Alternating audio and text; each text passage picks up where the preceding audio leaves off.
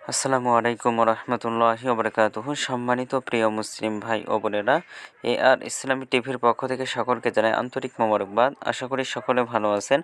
আমিও আলহামদুলিল্লাহ আল্লাহর রহমতে ভালো আছি। আজকে আপনাদের মাঝে আলোচনা করব নামাজের সময়সূচি সম্পর্কে। তো আজকে বৃহস্পতিবার 15 ফেব্রুয়ারি 2024 ইংরেজি, 22 ফাল্গুন 1430 বাংলা, 4 শাবান 1445 হিজরি। ঢাকা এবং তার পার্শ্ববর্তী এলাকার নামাজের সময়সূচিগুলো তুলে ধরছি। তারপরে অন্যান্য জেলা বিভাগগুলো নামাজের সময়সূচি তুলে ধরবো। আজকে ঢাকা এবং তার পার্শ্ববর্তী এলাকার তাহাজ্জুদ এবং সেহরির শেষ সময় হলো 5:11।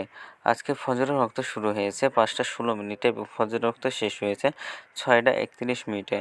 জোহরের ওয়াক্ত আজকে শুরু হবে 12:13 এবং শেষ হবে 4:16। আসরের ওয়াক্ত আজকে শুরু হবে 4:17 এবং আসরের ওয়াক্ত আজকে শেষ হবে 5:52।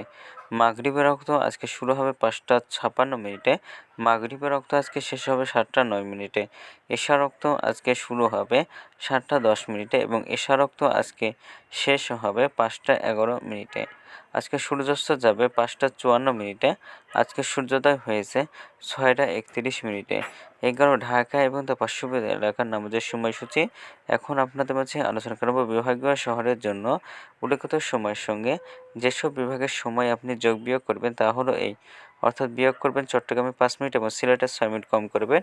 ঢাকা এবং তার পার্শ্ববর্তী এলাকা যে নামাজের সময়সূচিটা রয়েছে সেখানে চট্টগ্রামে 5 মিনিট এবং সিলেটে 6 মিনিট কম করে গণনা করবেন, তাহলেই হবে।